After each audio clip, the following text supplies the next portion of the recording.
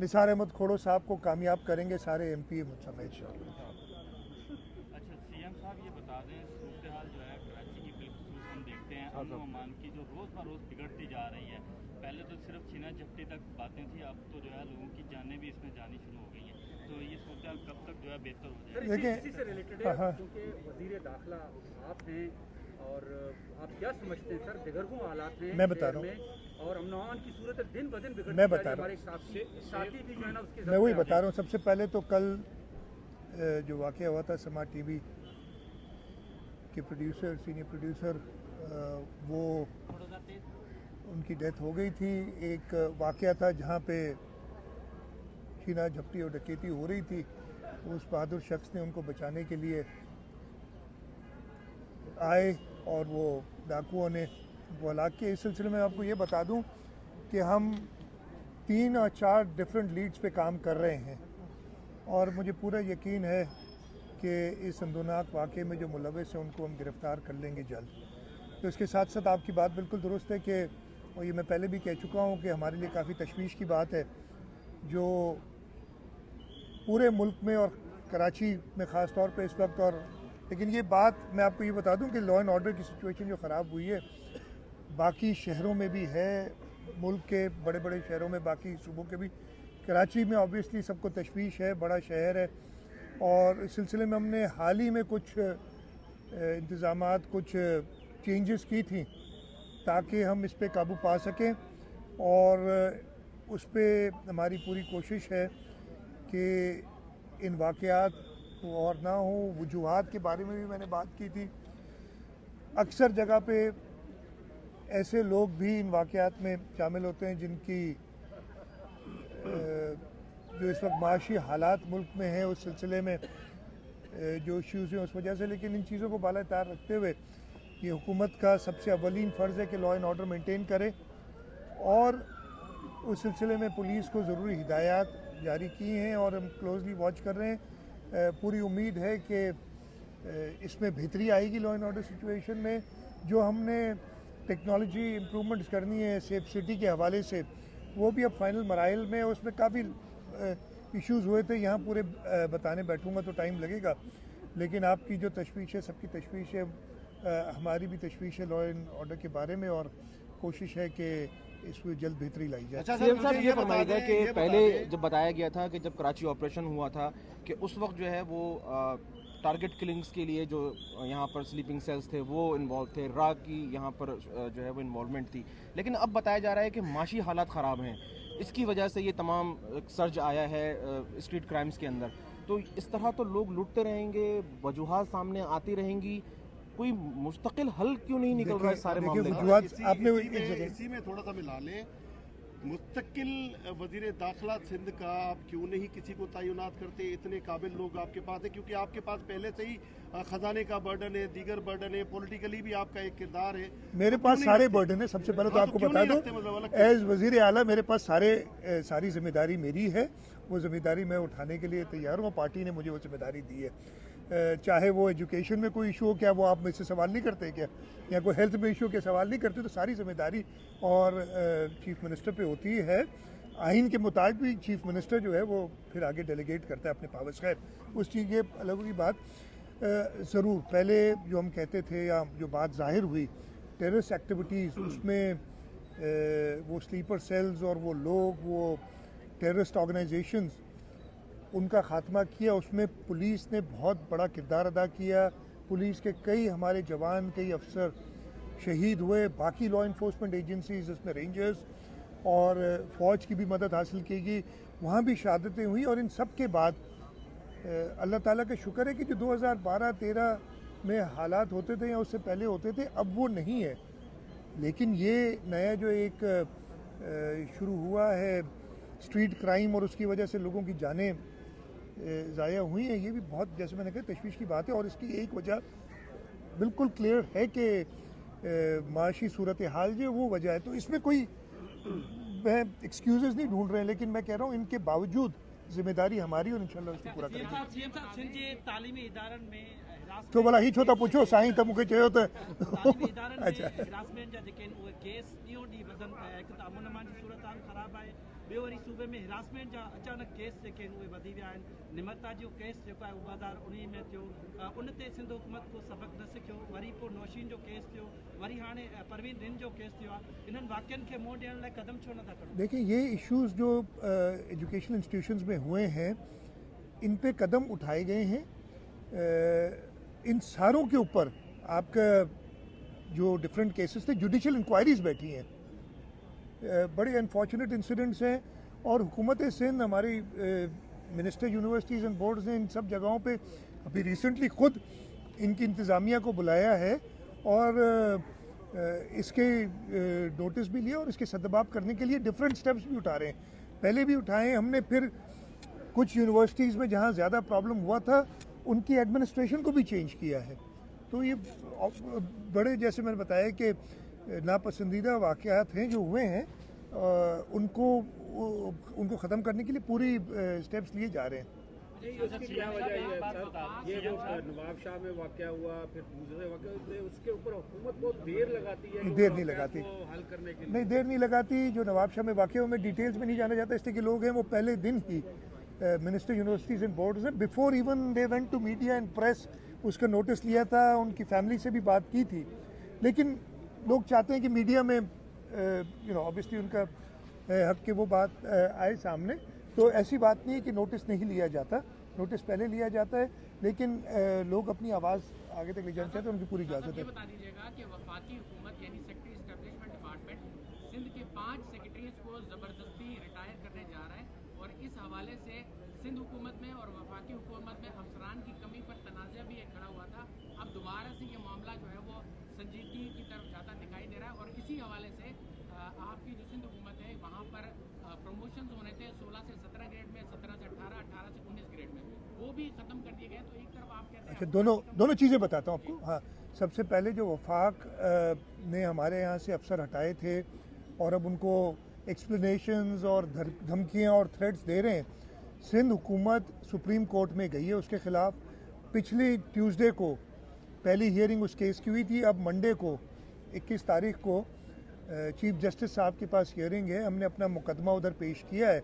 हमें पूरी उम्मीद है कि कानून के मुताबिक उसका फ़ैसला होगा, इसलिए कि कानून बड़ा साफ वाज़ेह है कि इस सूबे में, ये किसी सूबे और वफाक के दरमियान, दो सूबों के दरमियान अगर कोई अफसर फेडरल सर्विस का ट्रांसफ़र होता है तो उसमें सूबाई चीफ मिनिस्टर और प्राइम मिनिस्टर उनकी कंसल्टेशन के बाद होता है। ये जो इनकार्डमेंट रूल्स हैं, सिविल सर्विसेज कार्डर रूल्स हैं 1954 के, जिनमें 2020 में आखिरी तरमीम हुई है, उस तरमीम के बावजूद ये चीज़ लिखी हुई है, सेक्शन 15 है, सब पढ़ लें। ये भी लिखा हुआ है उसमें कि जो अफसर जिस जगह पे तैनात होगा उस हुकूमत को जवाबदेह होगा, रूल 14 है। ये भी आपके सिविल एफिशिएंसी और डिसिप्लिन रूल्स में लिखा है कि आप डायरेक्टली किसी सिविल सर्वेंट को नोटिस या एक्सप्लेनेशन इशू नहीं कर सकते, आप चीफ सेक्रेटरी को कहेंगे सूबाई। ये सारे कानून में मौजूद है और हम ये सारी चीज़ें लेके सुप्रीम कोर्ट में गए। दूसरा, आपने जो प्रमोशंस की बात की, ऐसी मैं वाजिया करता हूँ, ऐसी कोई बात नहीं है। मैंने जितनी, देखिए, किसी के कहने पे प्रमोशंस नहीं हो जाती कि मैं आज 16 ग्रेड में, मुझे 18 में होना चाहिए। बिल्कुल कानून के मुताबिक जितनी प्रमोशंस मेरा ख्याल है पिछले 5 साल में हुई हैं, हमने जो वफाक ने 20 ग्रेड की पोजीशंस छोड़ दी थी, उन पे भी एक्स पीसीएस और पीएसएस अफसरान के अंदर एक तस्फिया करा के, इसलिए पहले एक्स पीसीएस की शेयर बहुत ज़्यादा होती थी, वो तस्फिया करके वही प्रमोट किया। तो इसमें कोई हकीकत नहीं है। बोर्ड हो रहे हैं अभी।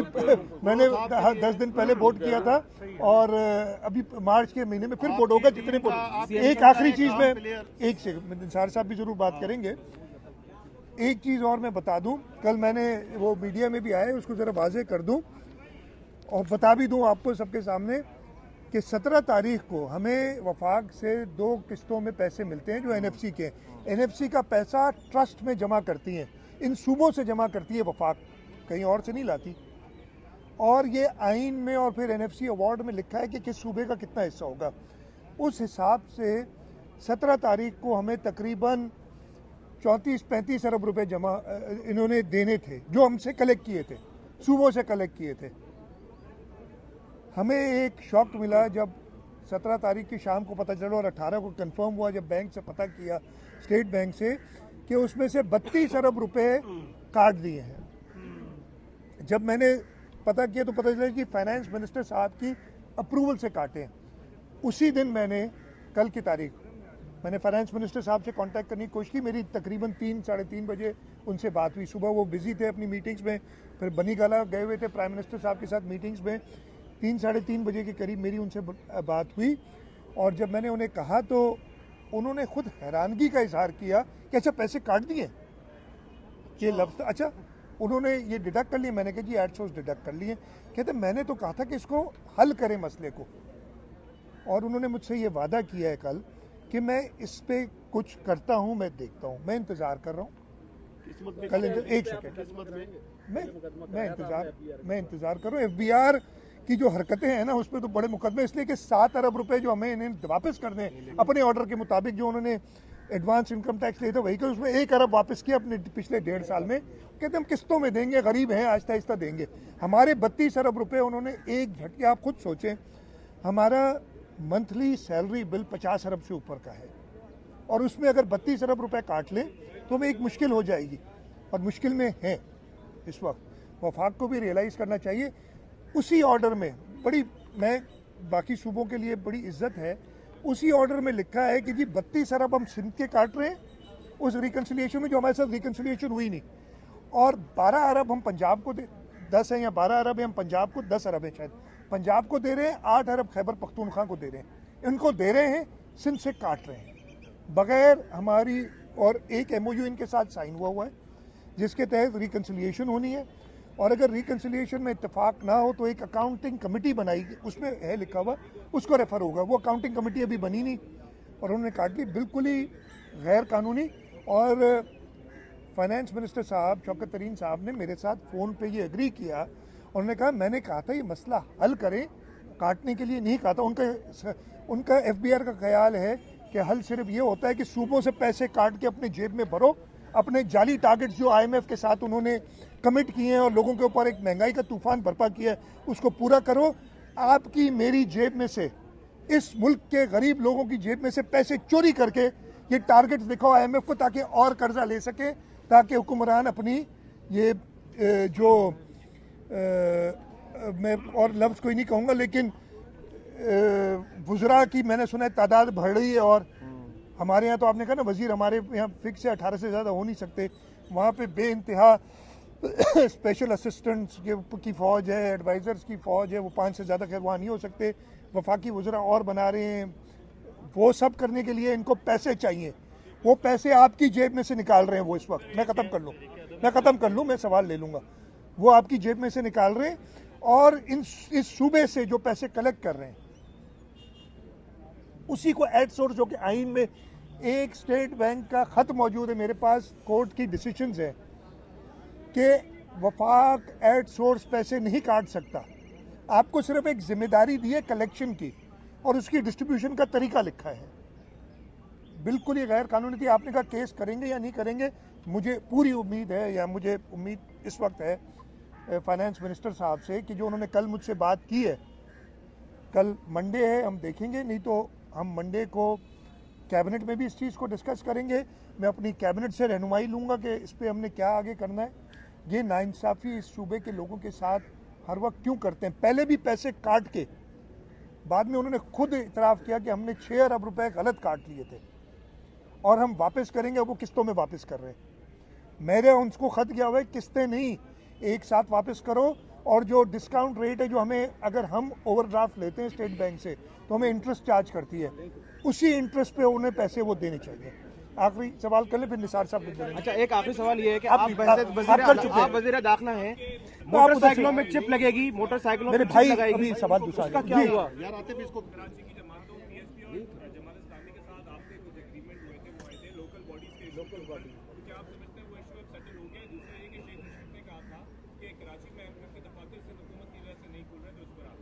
सबसे पहले तो शेख रशीद ने जो कहा था इस मुल्क की वफाक, मुझे नहीं पता शेख रशीद साहब ने क्या कहा, मैं उस पर कमेंट नहीं करूंगा, लेकिन ये एक जॉइंट डिसीजन है जो होता है।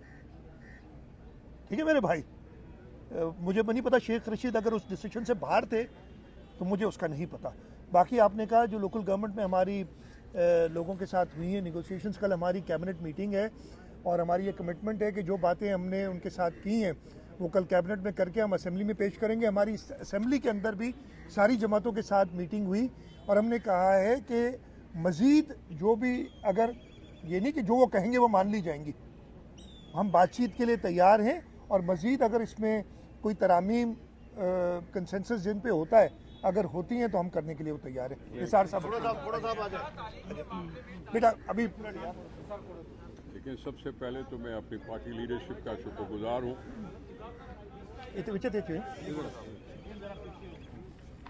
जनाब, मैं अपनी पार्टी लीडरशिप का शुक्रगुजार हूँ कि उन्होंने मुझे इस अहल समझा कि मैं पाकिस्तान के हाईएस्ट फोरम पर अपने सूबे की बेहतर नुमाइंदगी कर सकूँ। मैं सेनेट को आइन का प्रोटेक्टिव इदारा समझता हूँ और मैं इसलिए इसका जिक्र और भी कर रहा हूँ क्योंकि आजकल 18वीं तरमीम पर कुछ हमले ज़्यादा ही हो रहे हैं और 18वीं तरमीम सिर्फ तरमीम नहीं है, ये आइन है। अभी उसके बारे में अगर कुछ बोला जा रहा है तो मेरा फ़र्ज़ बनेगा कि मैं अपने आइन को महफूज रखवाऊँ, सूबे के एहसासात को सामने लाऊँ। सारे पाकिस्तान के हर सूबे की यकसा नुमाइंदगी होती है और ये हाईएस्ट फोरम है जिस पे अपनी जमहूरियत को बचाने के लिए, अवाम को बचाने के लिए, उनके मसाइल के हल कराने के लिए, आइन को बचाने के लिए मैं अपनी कोशिशें करूँगा।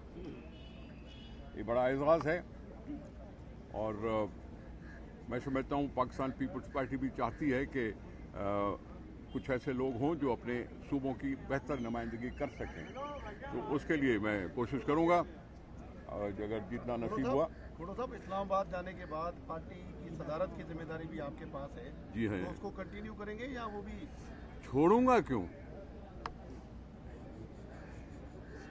सेनेट का इजलास साल में 100 दिन के लगभग होता है, बाकी दिन तो हमारे साथ हैं।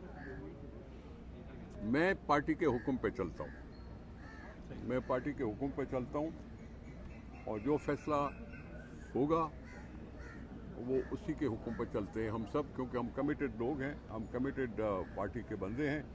जहाँ जहाँ भी मुझे मौका मिला है मैंने पूरी कोशिश की है कि मैं अपने फ़राइज़ अच्छी तरह से अंजाम दे सकूँ। जो 27 तारीख को आप यहाँ से पीपल्स पार्टी का काफिला जा रहा है इस्लामाबाद की तरफ, क्या उम्मीदें हैं?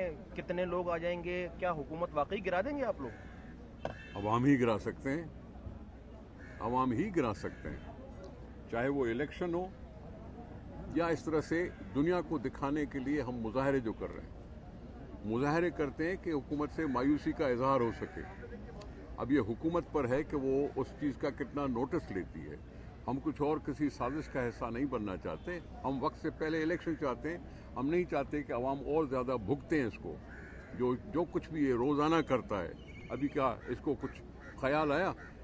एक तरफ से रॉकेट लॉन्चर लगा रहा है कि जी 12 रुपये फ़ी लीटर पेट्रोल महंगा, 9 रुपये फ़ी लीटर डीजल महंगा, और उसके ऊपर मजाक करता है कि हमारे यहाँ मुल्क में गुर्बत में कमी आई है। एक तरफ से रॉकेट लॉन्चर लगा रहा है, दूसरी तरफ से ये इजहार के ख्याल करके हम बेवकूफ़ अभी ज़्यादा नहीं बन सकते। अवाम को पता चल चुका है कि कौन मुल्क दुश्मन है। अब जब मुल्क के साथ बात हो रही हो, जब आइन के साथ बात हो रही हो, तो फिर हमें सबको खबरदार होना चाहिए कि हम उसका मुकाबला करें।